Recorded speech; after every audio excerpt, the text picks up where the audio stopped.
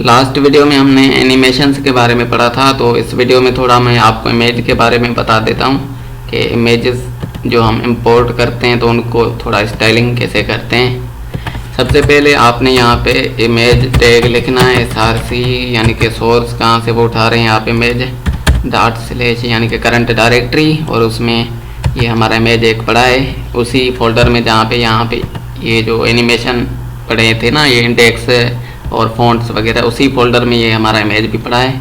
तो मैं इसी इमेज को एक्सेस कर रहा हूँ और इसको मैं यहाँ पे क्लोज कर रहा हूँ टैग को, और इसको मैं कलर वगैरह स्टाइल में जाके दूंगा।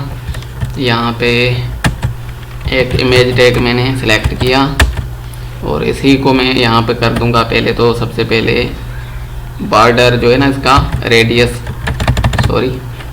बॉर्डर रेडियस, और ये कर दूंगा 25 नहीं, कुछ कम कर देते हैं 10 पिक्सल, और हाइट विड्थ कुछ दे देते हैं इसको 400 पिक्सल।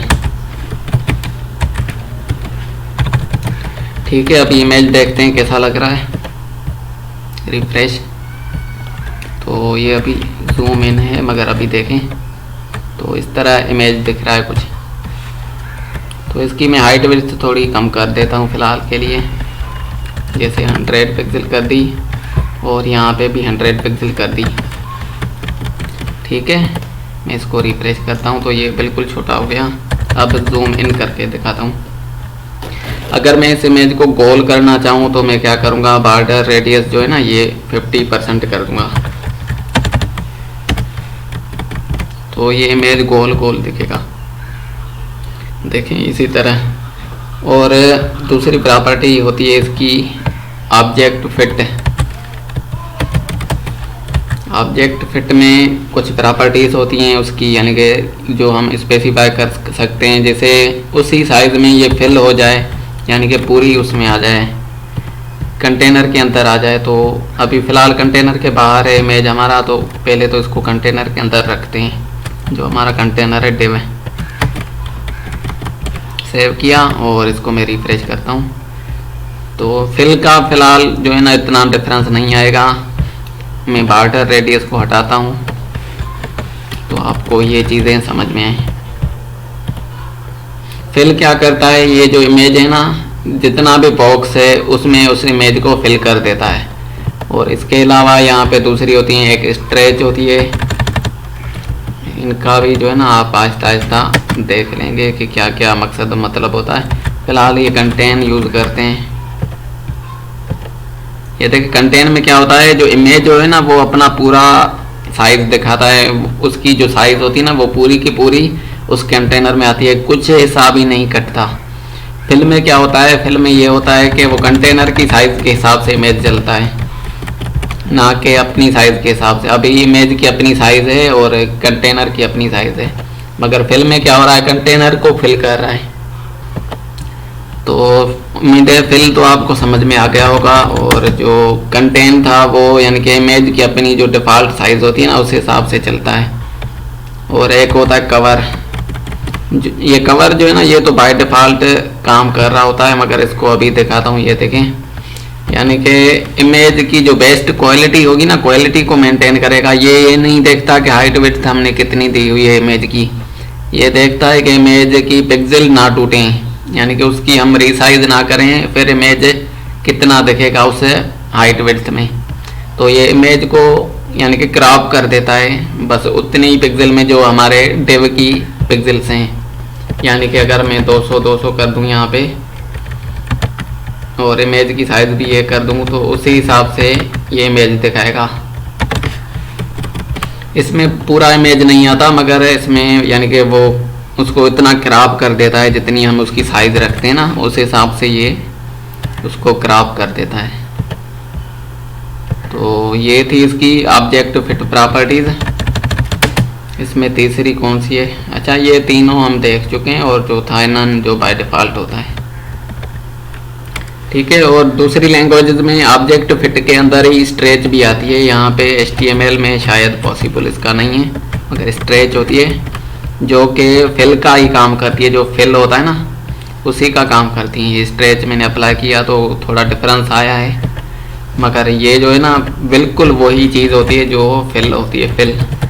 ये तो कहीं पे स्ट्रेच भी यूज़ होता है कुछ लैंग्वेजेस में, तो आपने यानी कि उसको देख के घबराना नहीं है। वो और ये जो फिल है ना वो दोनों सेम चीज़ है।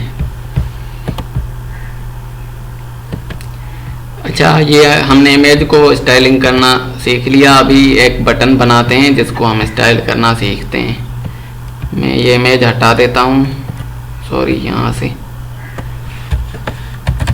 ये मैंने हटा दिया और यहाँ पे इमेज की ये जो थी चीज़ें ये भी हटा देता हूँ। अब क्या हो गया, ये हमारा एक कंटेनर है, डिव है। अब इसके अंदर मैं एक बटन बनाऊँगा। बटन जो है ना यहाँ पे DUTN बटन, ठीक है। ये एक डिव हो गया बटन का और ये उसका क्लोजिंग डिव हो गया। और इसके बीच में हम लिखते हैं, सॉरी ये कैपिटल नहीं होंगे क्योंकि ये HTML है। और यहाँ पे इसका देते हैं जो टाइप होता है वो भी बटन, और इसके बीच में कुछ लिख देंगे क्लिक मी, ठीक है। तो अभी रिफ्रेश करके दिखाता हूँ। ये देखें एक बटन है, क्लिक करने से फ़िलहाल कुछ हो नहीं रहा मगर एक बटन बन गया है। अब हम इसको स्टाइल करना चाहते हैं, वो कैसे करेंगे।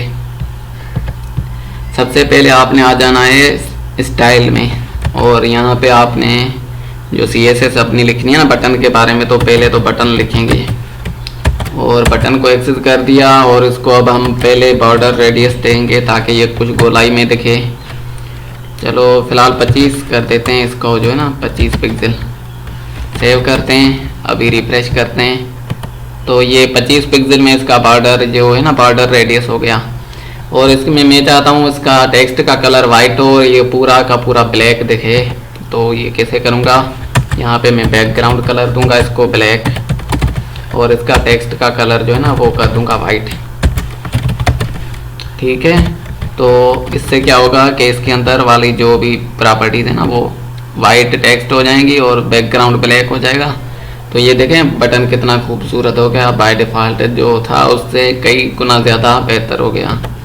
इसको मैं दूसरी यानी कि कलर से भी अप्लाई करके दिखाता हूँ आपको। जैसे ब्लू हो गया, अगर हम ब्लू करते हैं तो कैसा दिखता है, ये देखें ब्लू में ऐसा दिख रहा है।